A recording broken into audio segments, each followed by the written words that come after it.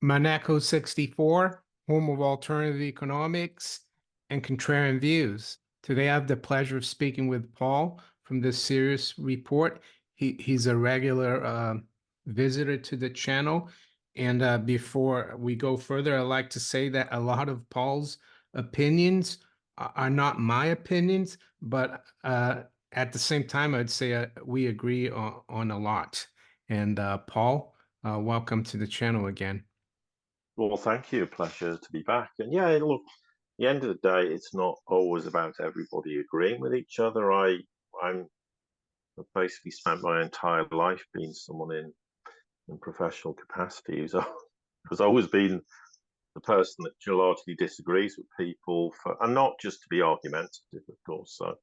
And I'm quite happy to sit in that space and defend that position. And as long as I defend the position for the right reasons and provided more often than not it turns out to be the case, then I will continue to do so. But yeah, it's not about everyone agreeing for sure. And because different opinions, can have some validity. Not necessarily everything in that particular opinion is valid, but if you collectively piece all these different views together, you might get a broader consensus of what is actually going on in a certain, whether it's economic, financial, or geopolitical. So I think that's an important point to make. Yeah, I agree, and I feel the same way sometimes. I think it's more important to give your honest opinion and what you think is right than just go along with the crowd. But anyway, I wanted to start, uh, yeah, asking you because uh, things just seem to be getting more and more crazy in the world, not just geopolitically, but economically, socially, and politically. And to me, it seems that these are all symptoms of a monetary, financial, excuse me, system that is on its last legs. But I want to focus more on what's going on in the world, not the currency or the monetary system, even though we can talk about that. So, just wanted your opinion on how concerned you are about all the talk that we could have World War III, that America now is actually sanctioning China in a roundabout way by their latest sanctions on Russia, and how all that could end up. Yeah, so we can start with that. Yeah, look, it's a huge subject. I mean, you could talk for hours and hours, but we'll try and condense it down a little bit. Look, from my perspective, the issue of World War III is and I will quite happily say this, there will never be World War III. And the reason there will never be World War III, I'm not saying there aren't situations where it could come about, but realistically, I mean, and this is contrary to, unfortunately, there's a lot of noise out there with people claiming there's all these elaborate plans for these elite people to have World War III and go and hide in bunkers. Well, okay, let's just assume for 1 minute that was true. And they did. Well, here's the problem. Because Russia possesses SARMATs, and SARMATs are hypersonic, the West has no way of intercepting. They can destroy an area the size of France. So just take 6 of those. You would destroy the United States in totality. And when I mean these destroy, there's nothing left. So these people could go and live where, for how long, and survive. It's just not reality. What, they're going to spend the rest of their lives living underground? No, they're not going to even remotely entertain that idea.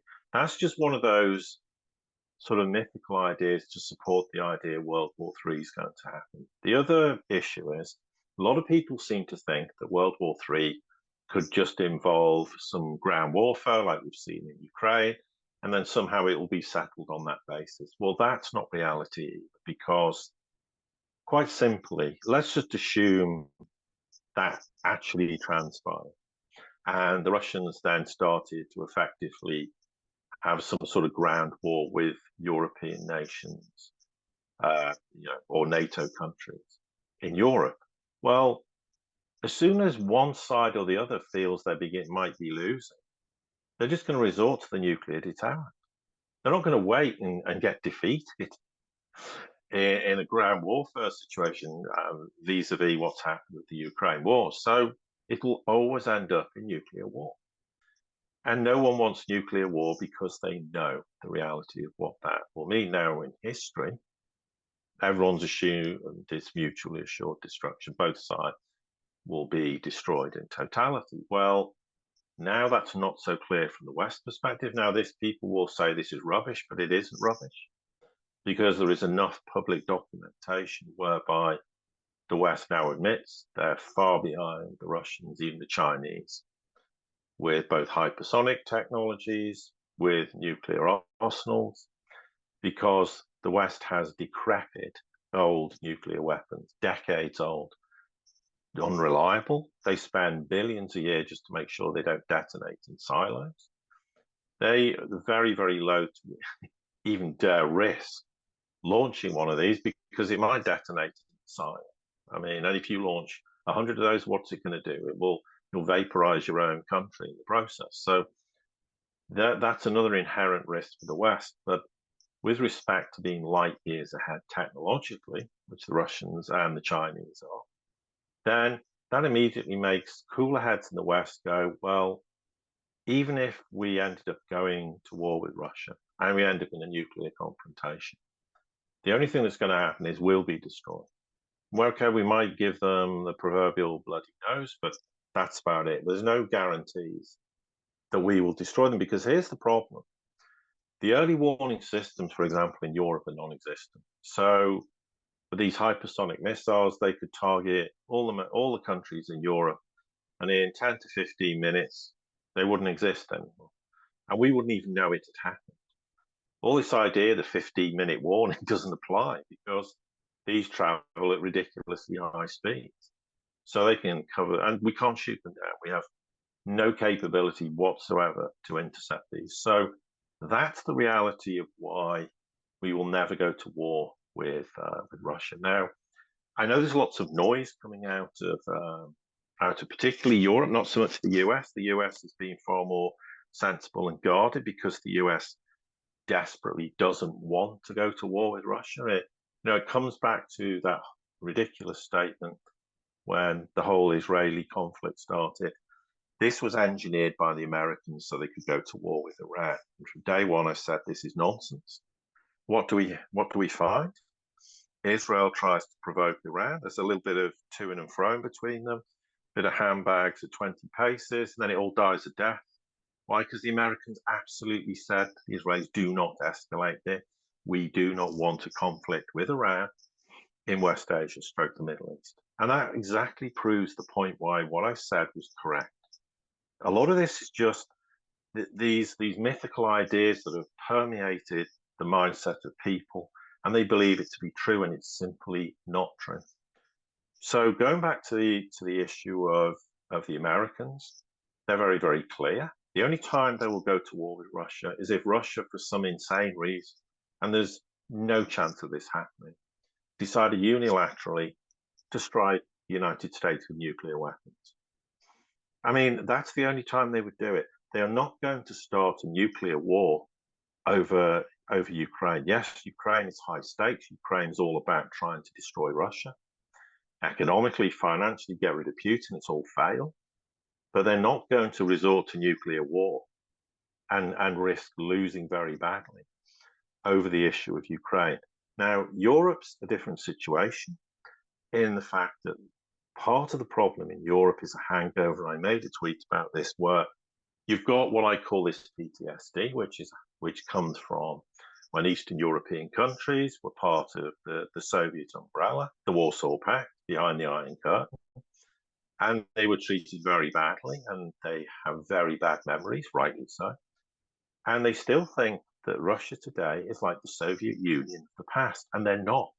This is why there's all this idea, well, Russia's this imperialistic nation, it wants to invade all these European countries and take them over and have the Soviet Union part two. It's just this ingrained mindset.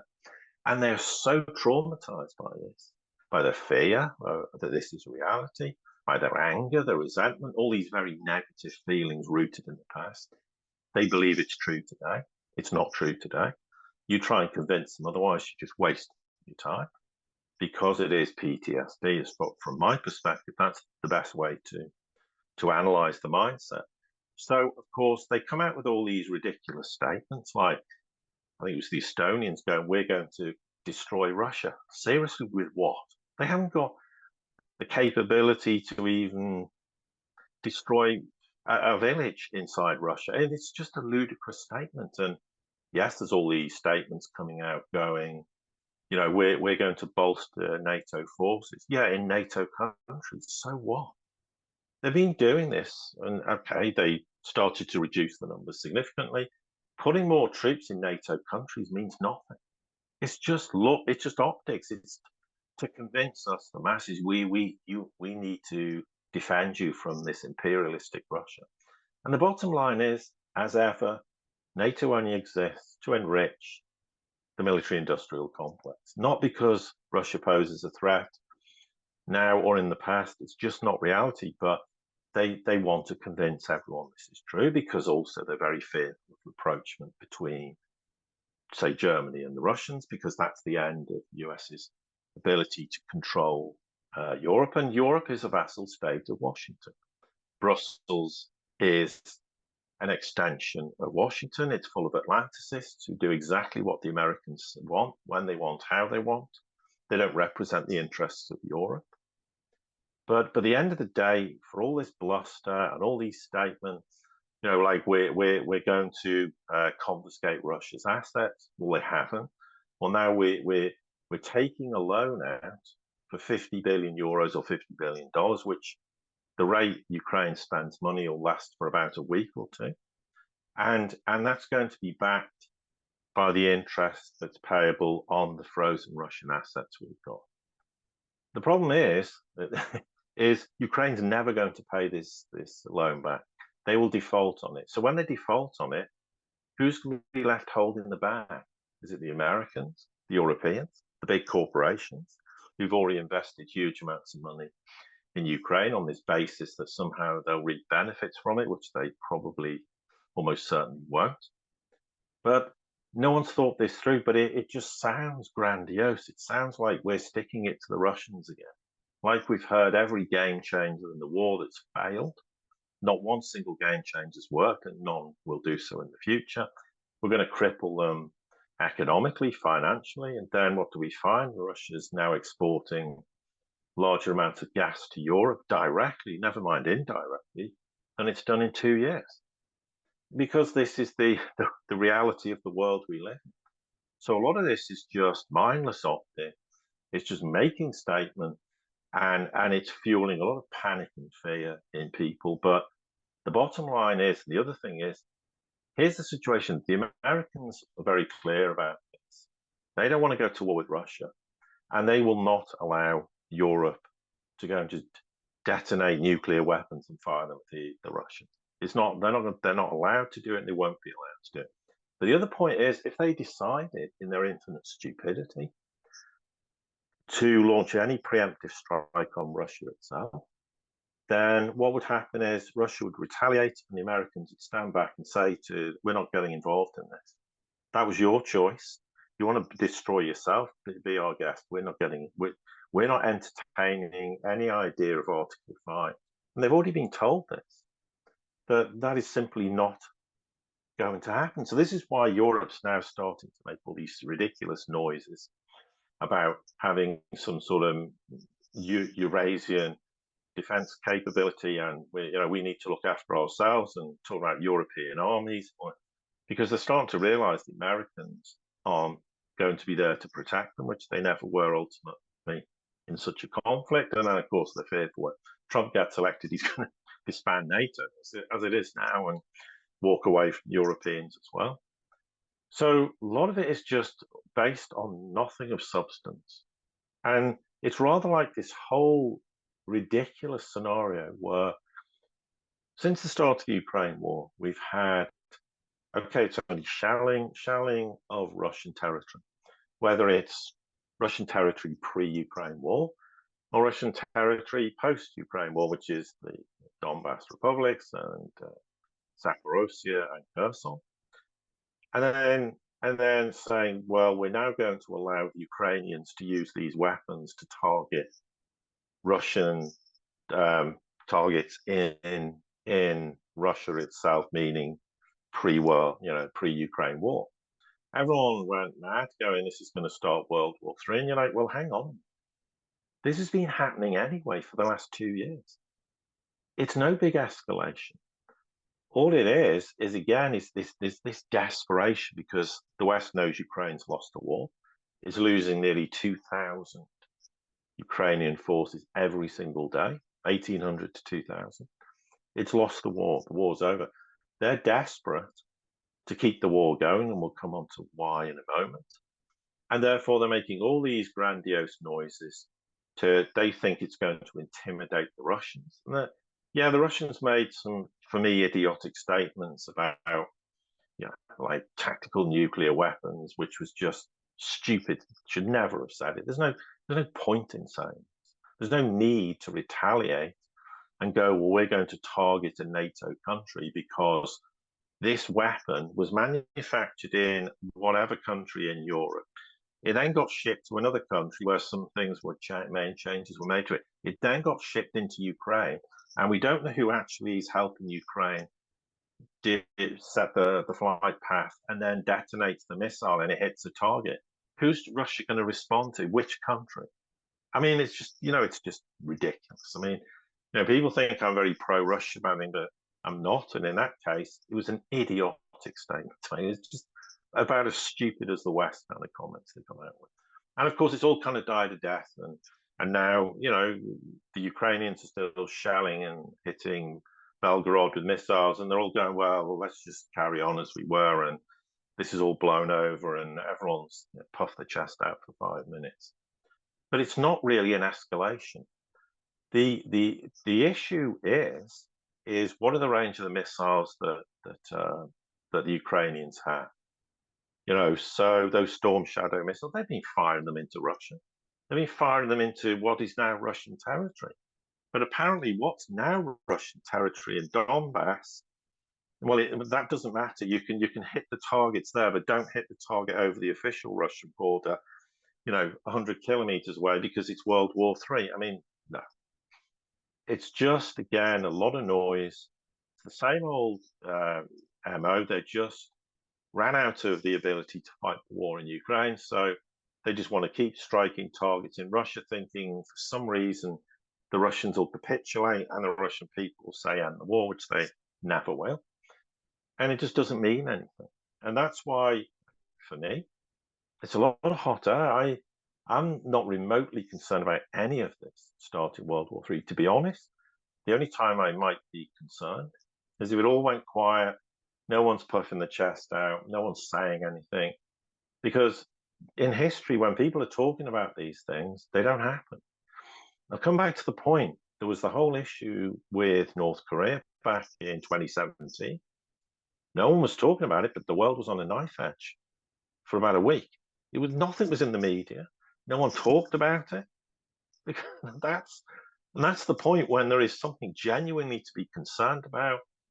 You won't hear anything while it's all playing out and a lot of it also plays out in social media with people, I'm not being rude, who don't know anything about anything. They've just become creating their own self-important channel and trying to sound like they know what's going on. And I don't care, I'm quite happy to say this, they just talk rubbish. It just sounds great. World War III is going to happen.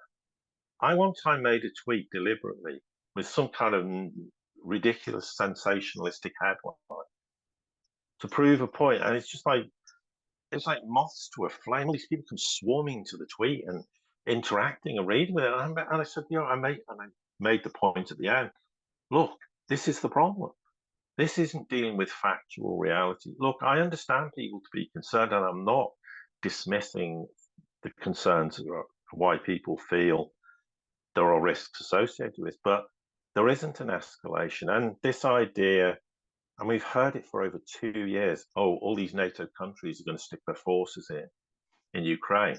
No, they're not. And even if they did, what are they going to fight with? They've got nothing to fight with. You're going to send 100,000 Poles in who might have enough munitions to last a week. And then what? They'll all be destroyed. And the West likes to fight a war with Ukraine at arm's length and go, well, here's all the missiles. You can just kill all your own civilians.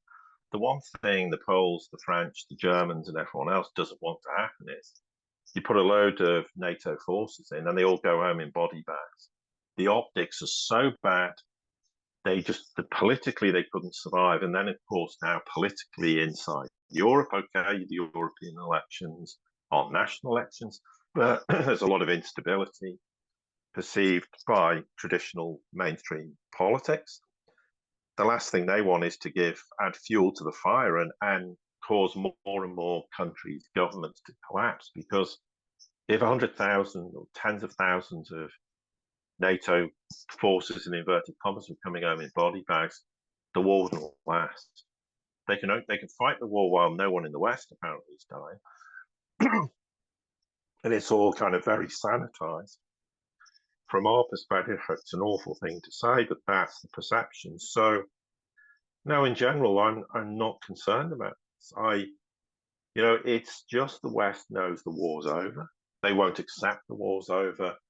They're desperate to think, well, we're going to give them this 50 billion loan, which will never be paid back, financed by very spurious reasons, because it looks like we're carrying the war. It's like this peace summit. Peace summit meant nothing. It's just vacuous nonsense. When you scratch below the surface, they said nothing. And all these nations just agree to it because they just roll up like dutiful vassal states and would agree to anything the Americans told them to agree to, or the Europeans, or whoever it was. But it doesn't mean anything because ultimately Ukraine's lost the war. Now, the question is, when are they going to actually decide enough's enough? And the only two nations who will end the war is the US and the Russians. Ukrainians will have zero say in how the war ends. Russia's made its position. Doesn't mean anyone has to agree with it. And in the West, why would they? But at the end of the day, that's the only way it ends. And until that moment happens and the Russians, and it's going to be difficult. It's going to be very difficult to see the Russians in the same room as all these European countries talking about ending a war. But until that happens, the war continues and Ukraine will suffer more and more huge losses, principally and most importantly of people. And also then just more economic, financial destruction in the country's assessment of corruption. I mean, just one small recent example in Kharkov, there was all these defense lines supposed to be built, and the Ukrainians suddenly found out they weren't built, and someone had pocketed huge sums of money and never built anything. I mean, that's just one small example of the level of corruption that exists. So my philosophy is, the other thing is, it doesn't matter what anyone says. Macron can say anything he likes. Scholz could say anything he likes. The Estonians, the Latvians, the Lithuanians, anyone else in Europe. They can make whatever comments they like. Lindsey Graham says a million things and nothing ever happens. At the end of the day, they're just making noises. And a lot of the time, they're making noises because they're fearful, because they genuinely do, some of them believe that Russia will take the Baltic republics after Ukraine, and they believe the Americans won't defend them, and the Americans wouldn't defend. Not that it's going to happen, but if it did, America would just step back and go, we're not going to war over you stupid little countries. We're not interested. You're just there to be useful to us when you stop serving any purpose or use. We're just going to throw you into the long grass. Like, that's what the Americans do. When anyone outlives their usefulness, they just throw them away, toss them into the bin, and that's the fate that will ultimately happen with Ukraine. Okay, there's the issue of the November elections. Who knows? There's vote rigging and everything else that could happen, but logically, Trump will win, assuming Trump's allowed to stand, because there's a whole issue of this. He's being found guilty of these ridiculous offences. But anyway, let's just assume he wins the election. He's already said, I'm cutting off all finance to Ukraine, I'll end the war. Now, that could just be just words to get elected. but let's assume it's true, and it might well be. Well, the war's over because as soon as they stop the fire now, Ukraine collapses in 24, 48 hours because it's bankrupt.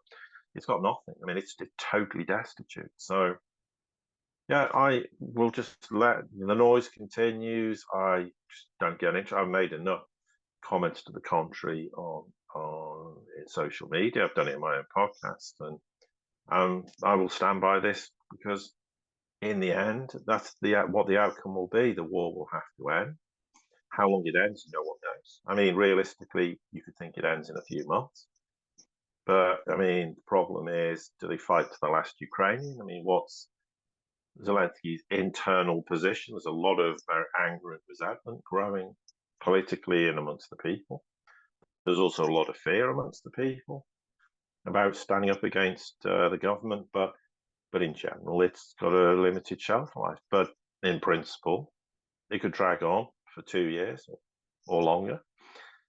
And Russia will said, well, that's the way it is. We'll just keep fighting this war of attrition because they don't care about territory.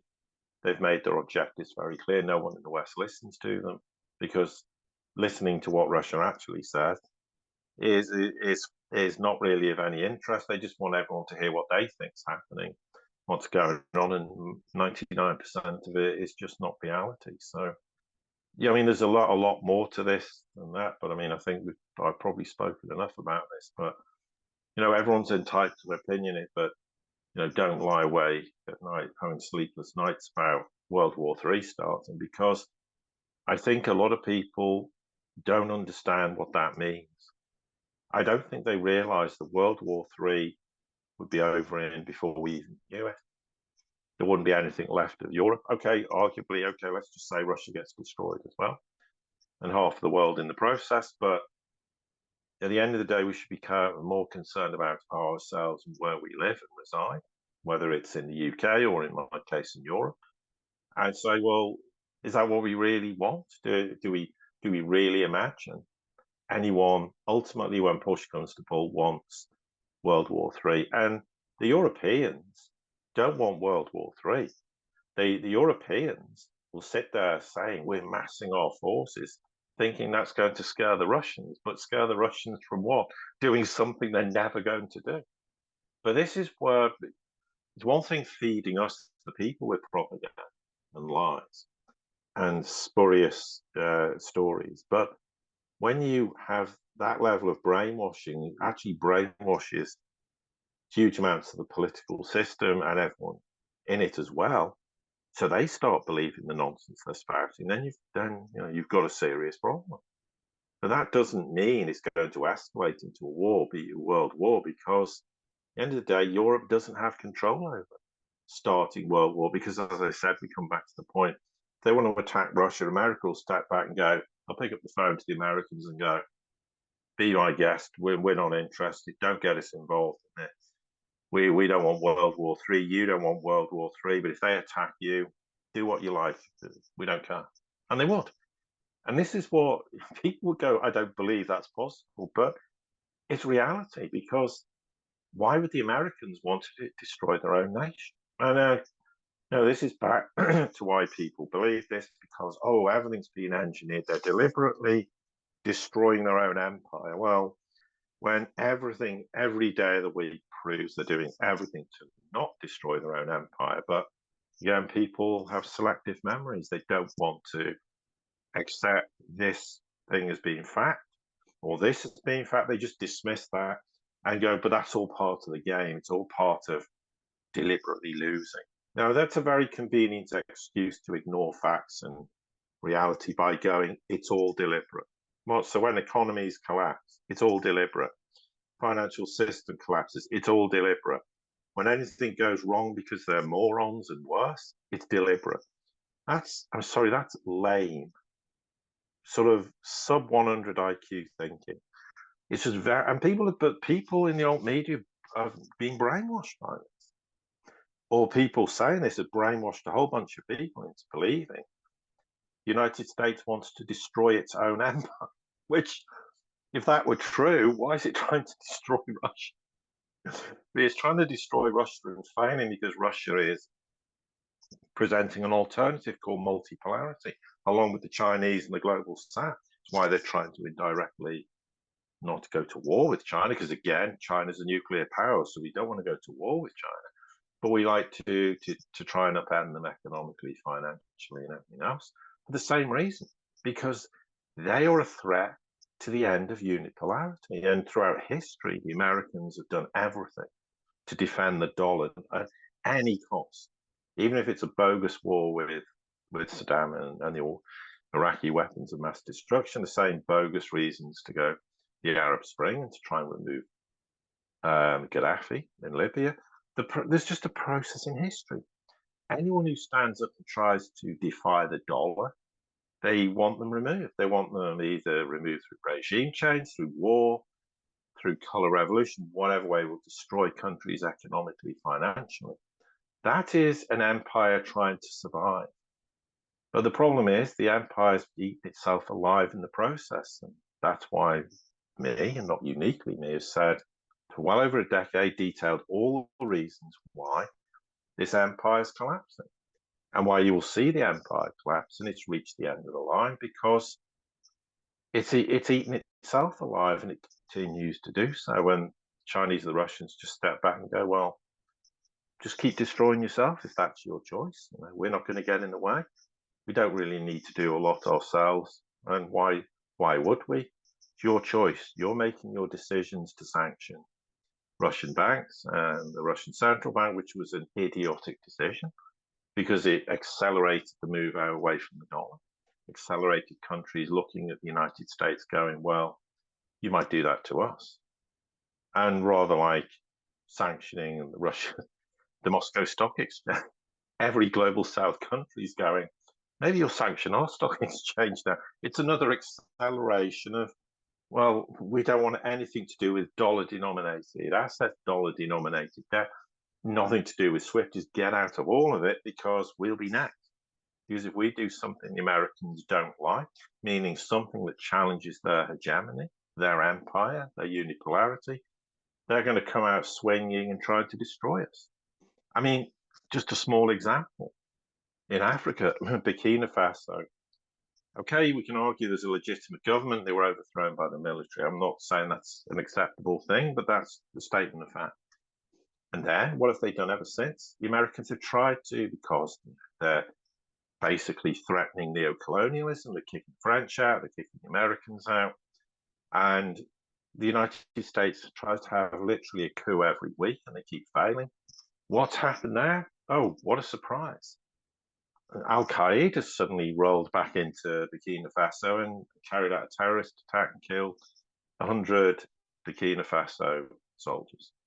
Is the West, again, why is the West doing this? It's doing it because it's getting pushed out. It's the US empire, and by extension, it's France is part of that, is getting kicked out of Africa. This can't happen. We need to reclaim our empire. That's the facts on the ground. There is tens of thousands of these facts that totally destroys this mythical idea. They're deliberately destroying their own. I could talk for weeks about it, and Yeah. that's the problem. You know, it's the same principle as the World War III argument. There's 1,000 reasons why it's not the case, but the alt media has done a number on people. They, as much as people got brainwashed by mainstream media, they've been conditioned to buy stories in relation to this is how the world really is. And the world isn't like that. It just isn't like that at all. And all these facts prove why that's not the case. So, yeah, you said America wouldn't want to get into a third world war to defend Europe, and I kind of agree with you. And because, like you said, Russia could destroy America, but would you say that this war in the Ukraine has been like a proxy war, mainly driven by the neocons in Washington, uh, because they wanted to get rid of the Putin regime because Putin was aligning himself with China to make the multipolar world a possibility, and of course that would be a challenge to the United States. But it seems to me that if anything, their strategy to go after Putin through the Ukraine and the 2014 Maidan coup that was engineered by Victoria Nuland, it seems to have backfired because it's made China, Russia, and now even other countries like Saudi Arabia and these new big BRIC countries that are coming along the way, even more determined to create a multipolar world.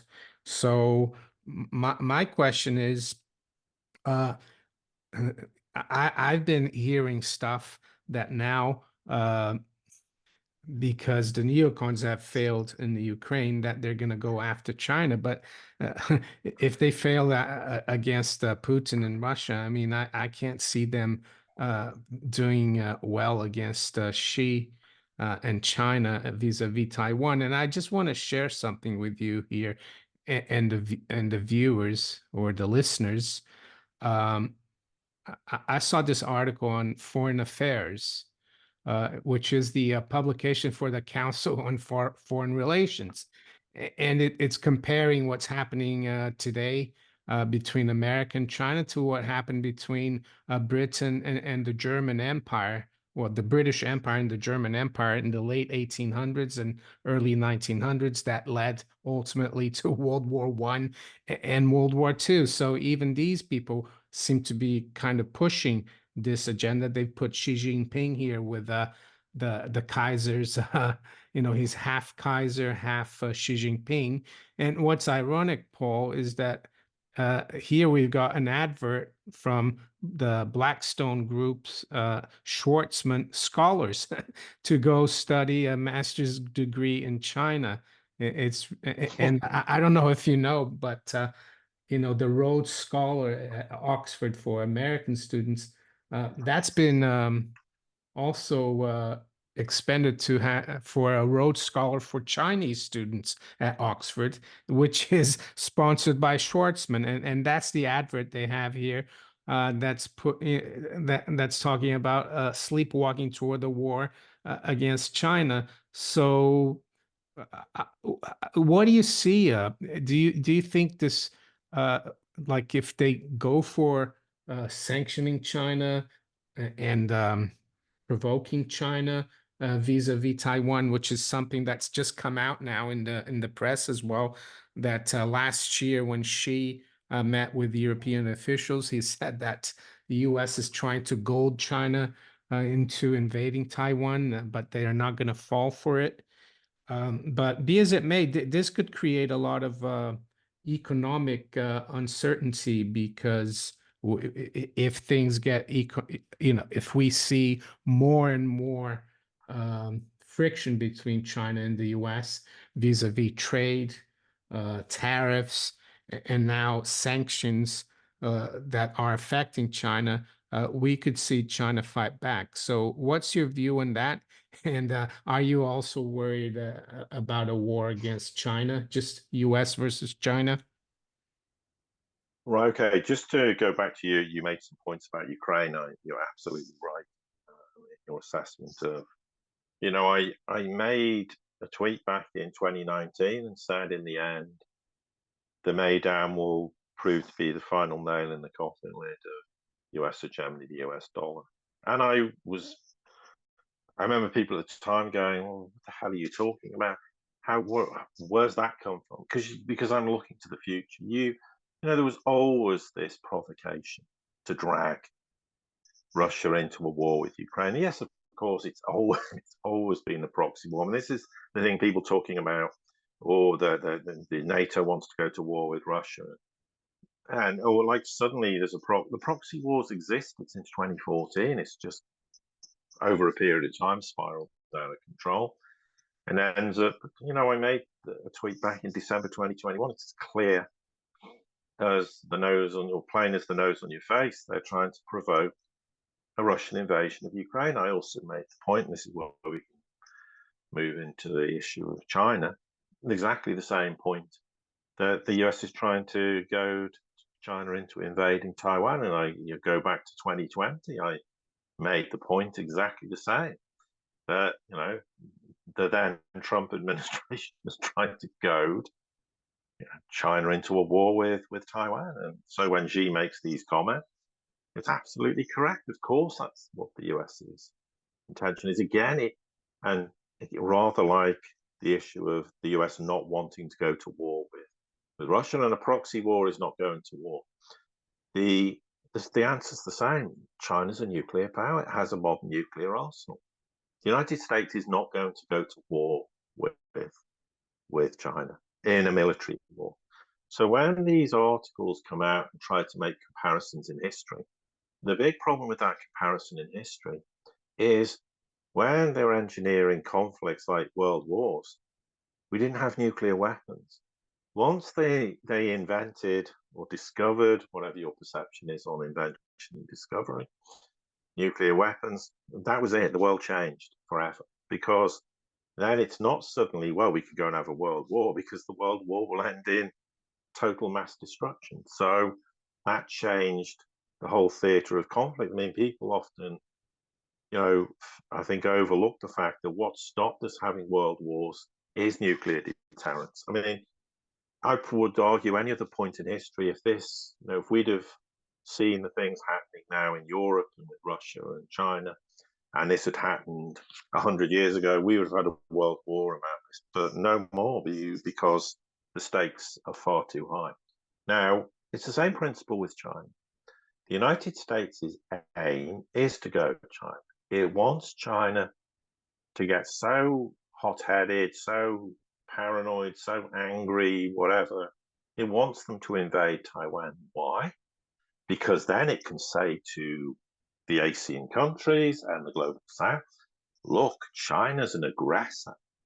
And now they've gone to Taiwan. They're going to go after you. You, the Philippines, you, Vietnam, you, Malaysia, you, whoever. They're going to do a Soviet Union 2.0, except it's going to be China, suddenly this imperialist country that it never has been. It'll want to take over the world. And, it's the same garbage that they've come out with respect to Russia. Russia's going to, once they take Ukraine, they'll take the whole of Europe because it's imperialism. And, so they're just trying to stoke, because they're not very intelligent, they're pretty stupid, so they come out with the same MO, which is exactly the MO they had for Ukraine and Russia. And they're hoping in the process then, well, we'll have a legitimate reason to sanction Russia. Sanction China. And then all these Asian countries will stop trading with them. The West will stop trading with them. China will collapse. The economy will collapse. The yuan will collapse. And the people will demand the removal of Xi. We'll get rid of the communists, which they're not. We'll get rid of the Beijing Politburo, and we'll install a puppet liberal Western democracy like they want with Russia. And by the way, we're going to balkanize China. When I've talked about this before, where they're determined to balkanize China, which is why they wanted to hive off Xinjiang. They tried it with Hong Kong, the failed democracy event, which was completely fueled by the Americans and failed. So rather like they want to balkanize Russia, they want to break it up into pieces, because then they can control it. And of course, this is just nonsense. And the other point is China is not Russia, and Ukraine is most certainly not Taiwan, because here's the thing, just look at geographically. Ukraine is landlocked to Poland, to Hungary, to Romania, to NATO countries. So you can easily move weapons across the border into Ukraine. How exactly do you move weapons into Taiwan from where? Taiwan is thousands of miles away from NATO countries, and really, is Europe going to want to get involved in that when it needs China economically? Well, it's just, is it going to? Who is the United States going to fight its stupid proxy war? The Philippines? Seriously? I mean, this is just idiotic thinking from the Americans. But again, it's desperation. So, and because they're not very intelligent, and people think there's all these really smart elite people who are moving chess pieces around the world and have engineered all these things. They control the world. Well, A, that's not true, and B, the people making decisions, they're dumb. I mean, that's being polite. There's a far more, I would say, suitable adjective to use, but I'm not going to use it. And they just are spectacularly stupid. So yes, China just needs to sit there and do nothing. Because at the end of the day, Taiwan is dependent on the Chinese mainland for electricity and water. So if China cuts them off, what exactly are they going to do? What exactly is going to happen if, I'm not saying it will, but imagine tomorrow if China decided to invade Taiwan. They'd walk in, they'd control it in 12 hours, and the Americans would just be going, oh, so what are we going to do? And it'd be over. The Americans are thousands of miles away. And again, you've got all this idea. Well, the Americans can stick it to China. Look with their aircraft carriers and their frigates. You mean the same aircraft carrier and frigates that are, having the proverbial kicked out of them by the Houthis, who don't even have a navy in the in the Red Sea and the Suez Canal. I mean, that shows the military prowess of the Americans. It's a myth. It never existed for decades. And I made this point 5, 10 years ago, and people were going, "You're just saying that because you hate the Americans." No, the Americans' military is a joke. I mean, the F-35, $1.5 trillion spent on a flying tin can. They couldn't fight a combat mission if its existence depended on it. All these game changers given to Ukraine are absolute garbage. Militarily, the United States couldn't fight a war, a proper war. And what are they? What are they going to do? Move 100, 200,000 forces across the Pacific and invade China? What I mean is this just not reality? It could never happen. The United States doesn't want a war with China. It wants the ability to crush them through proxy war, or well, not even proxy, just economically, financially, try and sanction them into oblivion. This is why they're trying to nibble away at sanctions now.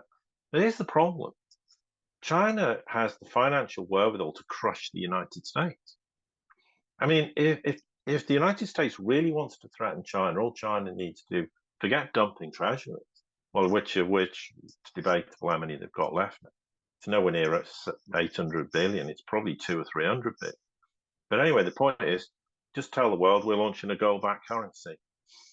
Watch what What? happens then Yeah. to the dollar. What? It's over. Yeah, Paul, what about like, I mean, America was in Afghanistan for 20 years and they couldn't even get that country under control. So a war with China, Yes. that would Well, be, look at Vietnam. Same thing. yeah. They could never win the war. I mean, the Do you, United States just has this reputation for military prowess. It doesn't have any military prowess. This is also why it never fights wars of any substance, because it knows it will lose. So yeah, it can go in and carpet bomb Iraq, then send the military in and go, right, is anyone left? Oh, we've killed them all. Oh, we've won the war. Hooray. It's US military prowess. What? yeah, it You just seems like, carpet bombed the entire well, country. it I mean, seems like all these conflicts since World War II, they don't really care about winning. They just care about spending uh, wasting taxpayers' money and enriching the military industrial complex. But I wanted to ask you as well, because it seems to me the way you're talking here that you think it's going to be, and I think so too, they're failing. And what we're seeing now with this peace conference in Ukraine, this talk of war, it's just for show because they know they're losing. And I think the loss will be reflected in the dollar. It's going to be reflected in our currencies in the West, in our economies. And and to me, while we're wasting time and being distracted by all these proxy wars, Ukraine, um, the um, the countries like the BRICS, China, Russia, and more countries like joining them, and Saudi Arabia as well, deciding to ally themselves even more with these countries. I noted that Saudi Arabia, um, Mohammed bin Salman refused to accept an invitation to the G7. But it seems to me while we waste our energy and time and distraction with all these things, these countries are building a really important and serious alternative, and some call it the unit or this new BRICS monetary order. And again, maybe you could talk as well. What the consequence of this will be to us in the West? Because a lot of times when people like you and me talk about this, they think, "Oh, you're pro BRICS, you're against the West." No, we're just trying to warn you because no one talks about this in the West and how it's going to affect you. So that's my question, and a few questions there in one. No, it's a great point. Look, the first point is, look, I spent years writing to Western governments, telling them what the Chinese, the Russians were going to do. No one took any notice. They thought it was rubbish. They thought I was living in some delusional fantasy world, while they were the ones living in a delusional fantasy world. I've done more to warn the West about the realities than a lot of people, and but I'm I'm anti-West. I'm just saying this is reality. You know, this all underpins the whole principle that's been going on since the late 90s, when what I would call the architects of multipolarity went to the Chinese and the Russians and said, look, it's over. The dollar's going to die. The Western financial system's going to die. The West is going to economically, financially, and societally melt down. They talked a whole bunch of reasons, legitimate reasons that are correct. Why? And said you need to start making plans and thinking about the future. And because, you know, in this post kind of dollar world and in a new multipolar world, it's going to be very, very different. And you need to position yourselves accordingly to make sure you don't get sucked in and go down with the West in the process of whatever going down means. But this is being understood by certain people. And these were Western people. They tried to tell the West who weren't interested, unsurprisingly, but they talked to them and they agreed. And okay, they didn't make a lot of decisions initially, but gradually over time, you know, they started to make decisions. And in many senses, particularly for the Chinese, 2008 was, oh, hang on. Remember that thing we were told a decade ago? Well, it's actually happened. So, yeah, we really need to start doing something. So, you know, BRICS and AIB and all these things. And they started to think about the future. And you know, they made some inroads at the start of the Maidan in 2014, sort of Paris-Siberia 1 energy deal between the Russians and the Chinese, all payable in non-dollar terms. It was a big thing. Not many people in the West even realized it happened or what it actually meant. But there's been big developments for the last decade or so. The last decade is probably one of the most pivotal points in hundreds of years of history, largely not understood by anybody or even recognized it as such, because such is, you know, the fact that a lot of it's just happened and it seemed very seamless and was largely dismissed by the West. Now, obviously, with regards to the whole subject of BRICS, and you know, is it a BRICS currency or is it a BRICS payment system, and what's going to happen? There's a lot of debate out there, and I think there's a lot of parties wanting their system to be adopted by BRICS countries, which I suspect they might not get their way. It might not happen quite the way they think it is, because these are sovereign decisions. And the argument, and this is not, I'm not being disrespectful to people coming up with solutions. I think the solutions are good. In principle, okay, we have to look at under the hood, so to speak, about this, and we'll talk about the unit concept. I mean, I went away and looked at it. I even discussed it in my own podcast. I actually do like it in principle. I have some reservations, and they were very interested to field people's concerns about this. So I'm very happy about that. But certainly, there are decisions in the melting pot. One thing, and I've said this for years, the initial primary objective is to get everybody trading in local currencies.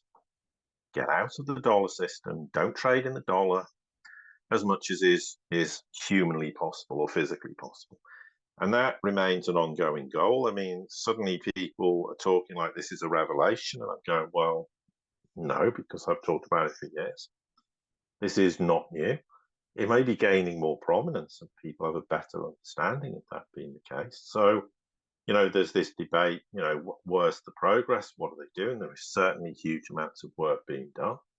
But, it's one of those things, and I've made this point before with you, Mario, that they have to get it right. If this goes wrong, then everyone's going to go, what, you're the alternative, and you've just, created this solution that's garbage and it failed. Now we'll think we'll just go back to the dollar. Yeah, we don't like it, but at least it works. Oh, so you have to be extremely careful. So yes, there is definitely my finance minister of the BRICS countries having discussions. There are other bodies, parties are interested in, promoting greater stability of international monetary and financial system vis-a-vis outside the dollar. Of course, we know this is absolutely the case.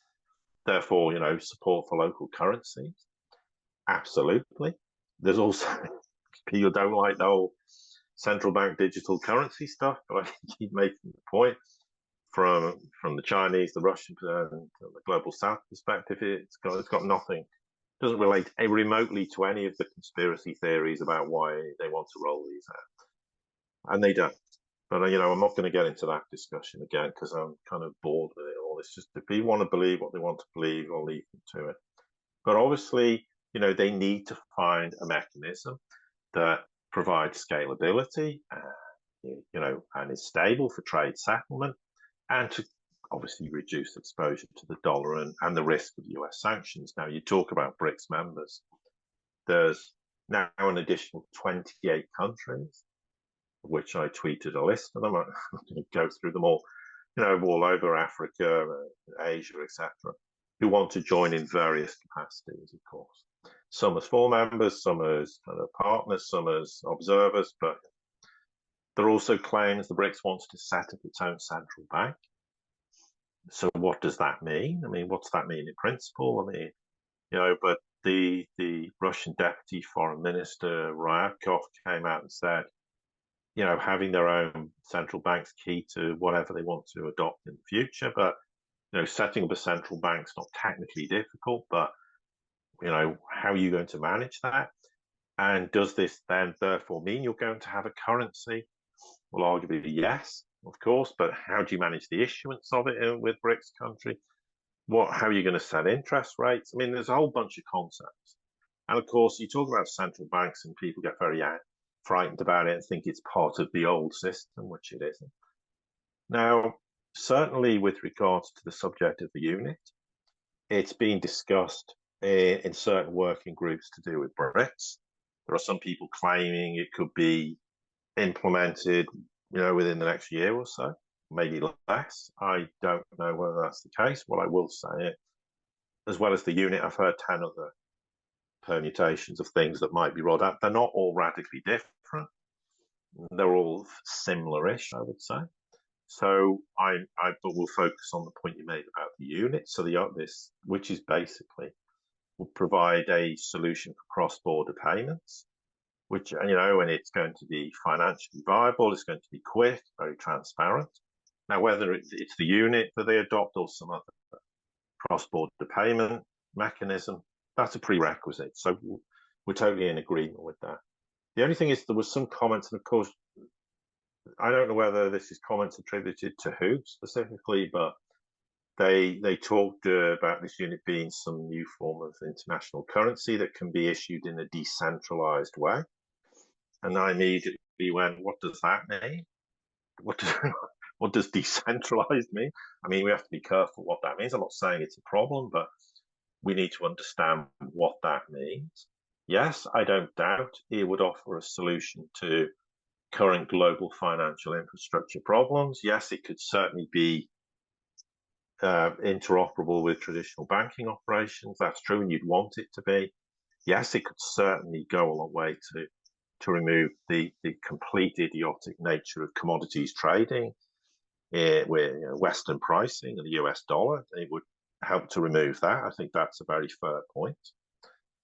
No, obviously it will help trade flows, capital flows. It could be used to develop new financial products for foreign direct investment. Yes, of course, it can do that in principle. That would be very advantageous. Then there's the concept, well, what would this currency be, assuming it is a currency? And at this point, no one's really talking about it in that terms, but will it be anchored in gold? Is it going to be BRICS currencies? And which BRICS currencies? Because in the next year, you might have 40 BRICS currencies. I mean, how does it work? I mean, and which country is going to get its nose put out to joint by saying, well, I'm sorry, your currency is not part of this basket. So, I'm not bothered about the figures or is it 40% gold or 50 or whatever. But there's a lot of discussion about this at this point in time. It doesn't matter. The question is, what do they ultimately decide upon? I mean, yes, if you're going to find anything that harmonizes trade and financial flows, and you have financial sovereignty finally, independent monetary policies, that's a great thing. Yes, the whole argument is you're going to avoid traditional political pressures in the United States trying to dictate through hegemonic policy what you can and cannot do. There's obviously this issue, though, is this unit going to be open to the collective West? I mean, at some point it will have to be interoperable with it. How does that work? What does that mean in practice? These are important points I think are still open to be discussed. Yes, I don't doubt there's the feeling that the architecture of it is very simple. And it's scalable. So you can create new nodes, but there was discussions about new nodes being set up by sovereign or private agents. I mean, what does that mean? I'm not entirely comfortable with the term private agent. Because I don't know what it means.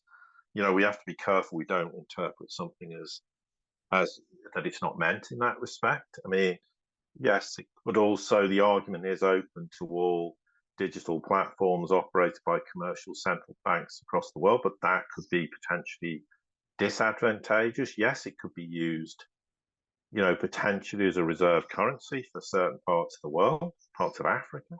It could be used for pricing, settling, investment, saving. Yes, they're all feasible policies. There's no doubt that on the back of all this, there's going to be a lot of questions. I would assume the Chinese, the Russians, and other countries want clarification and assurances because I think fundamentally the unit's private initiative. And I don't have a problem with that. It doesn't mean it's a problem.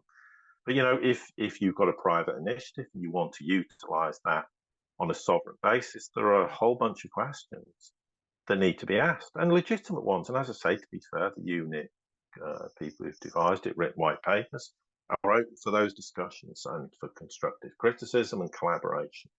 So that's a very positive thing. The Russians, their foreign ministry, seem interested. I mean, there's all these claims Xi and Putin discussed it when Putin went to Beijing. No, I don't believe that for 1 minute. That's not something they discuss. They're only interested in what the outcome is, not well, today this is going on or that. They just want to hear what solution's been agreed upon, and they want to just hear the very 30,000 foot version of that. But the question, if it is adopted, what does it mean in practice? How does it work? How do you take into account reservations countries in principle might have? Maybe they have no reservation.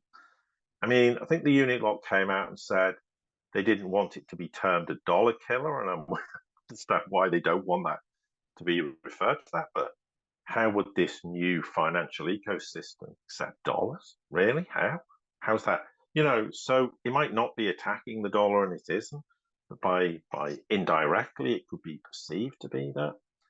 So I think, like everything, there's a lot of evaluation going on. There's a lot of concepts that offer potentially very good solutions for BRICS plus countries, the wider global south.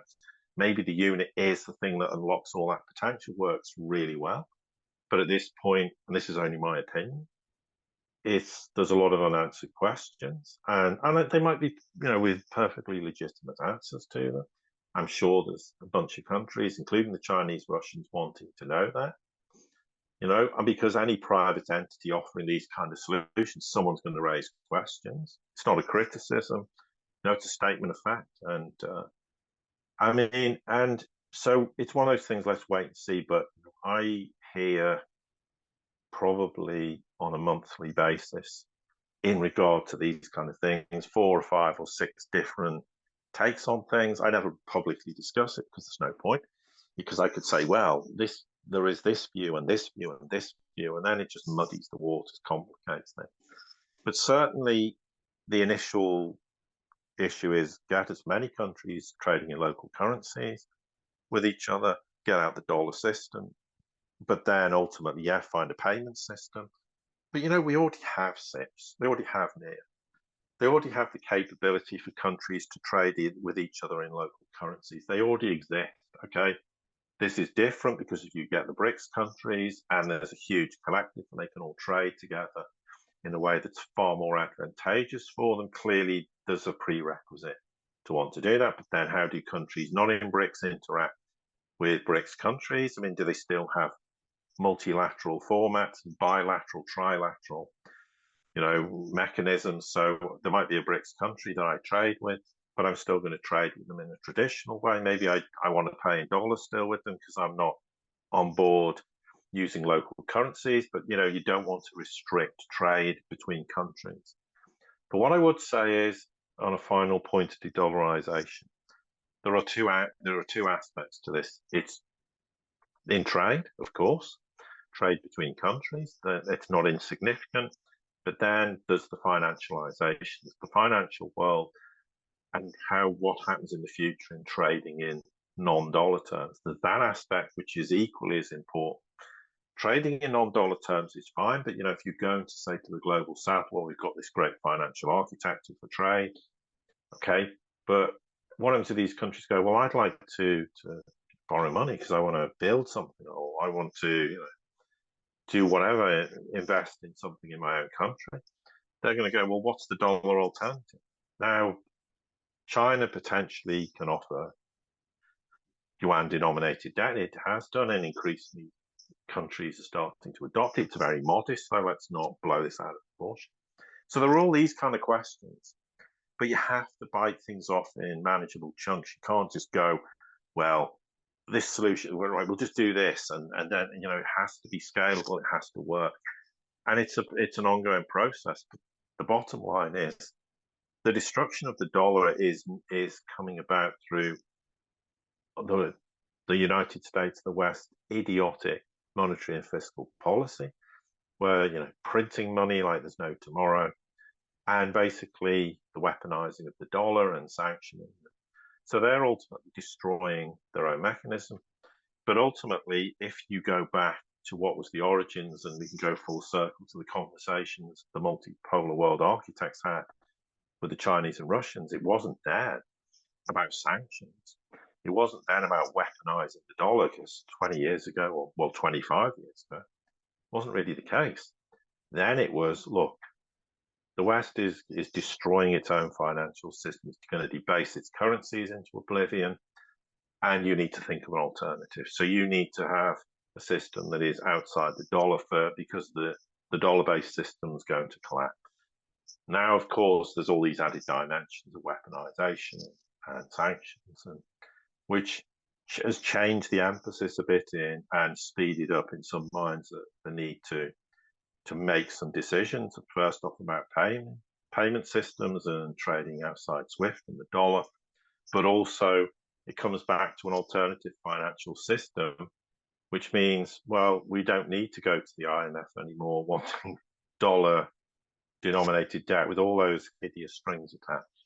But just one small point worth making.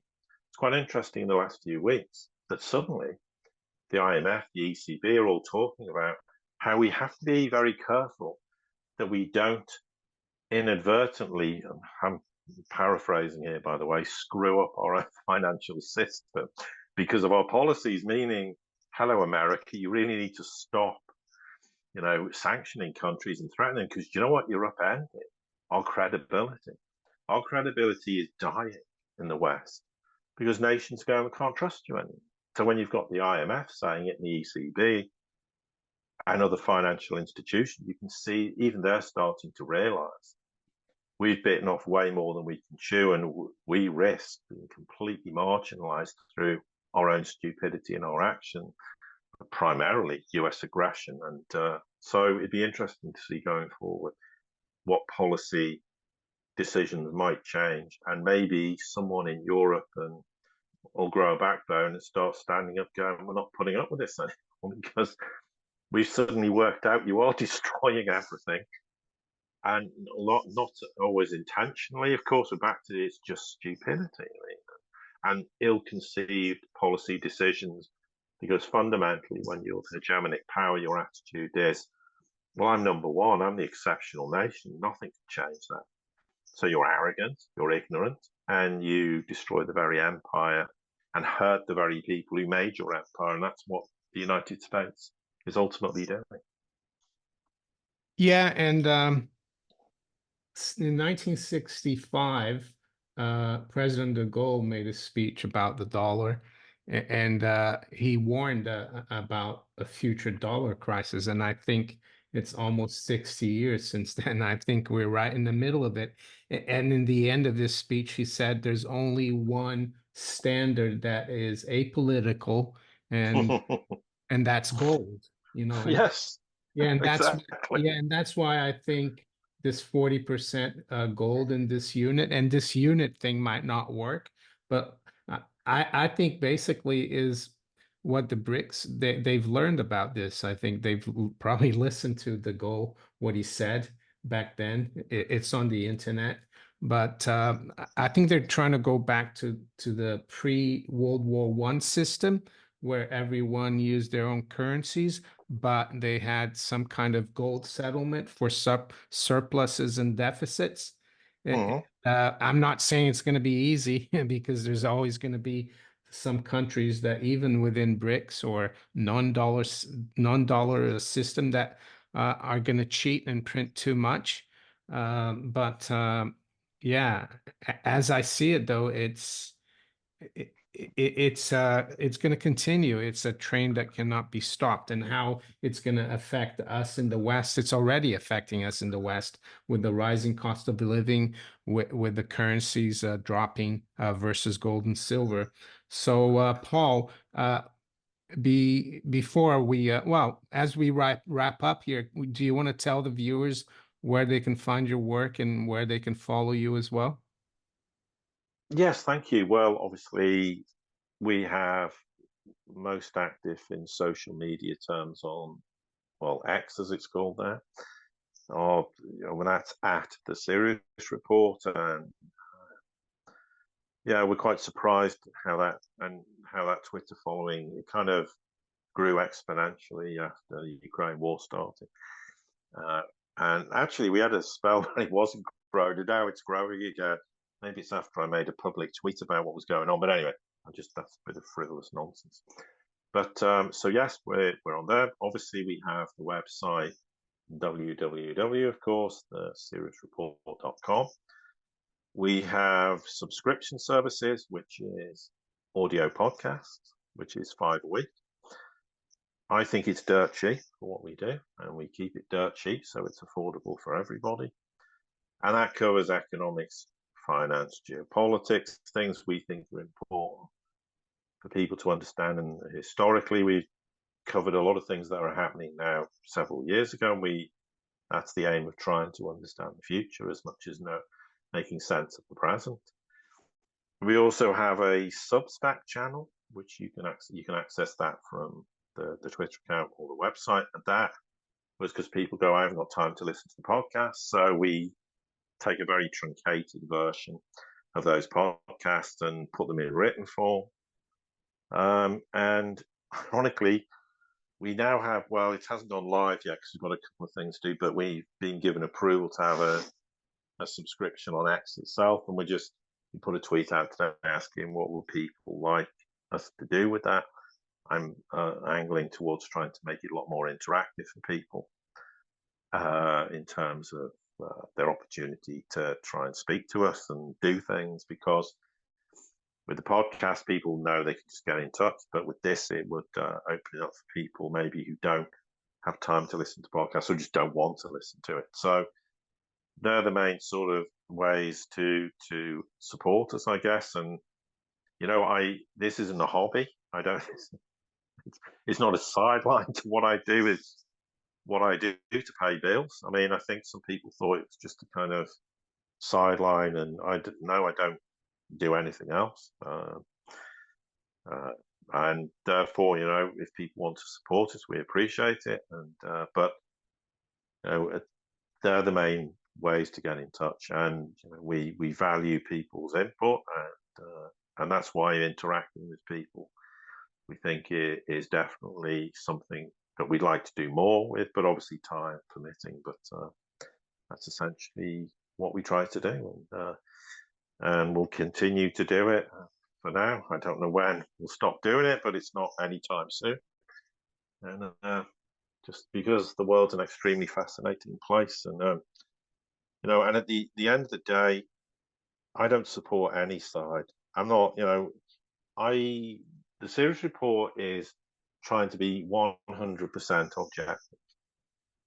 I have personal opinions on things, but I don't share personal opinions because that's not Noah's objective. So they're very different things. Not always, quite often I do support the same, but there's some things we don't discuss for a very obvious reason.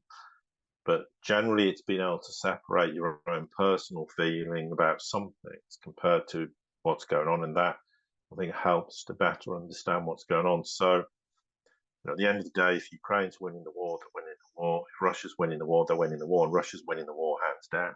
Doesn't matter what anyone thinks or wants to believe. That's a statement of fact now. Maybe in 6 months that could change. It's highly unlikely, and if that happens and Ukraine's winning the war, we'll tell everyone Ukraine's winning the war. I don't have a problem, in just stating things that are reality, because in a world of endless disinformation and clickbait and God knows what else, it's important to identify what's actually happening, what is really going on, as opposed to being populist. I mean, we could have had 1 million followers on social media. We could have had God knows how many 10 times, 20 times more subscribers, told everyone what they want to hear. But you know what? I like to get up in the morning, look in the mirror, and go, I'm being objective, and I'm not being disingenuous, and I have integrity. That's all that matters. At the end of the day, that's what should matter. But I hate to say this, but those integrity, well, that is in very short supply in not just the mainstream media, but not all of it, because there's some great people, Mario included, in the alt media, who do a great job in explaining things and having integrity. So I'm not dissing everyone, but there are people out there who know nothing, and they're very damaging, they're very dangerous, and I have a complete objection to that, and I think it's justified. Great, Paul. Thank you very much for the kind words, and yeah, let's talk again soon. Yes, much appreciated, and looking forward to it. Thank you again.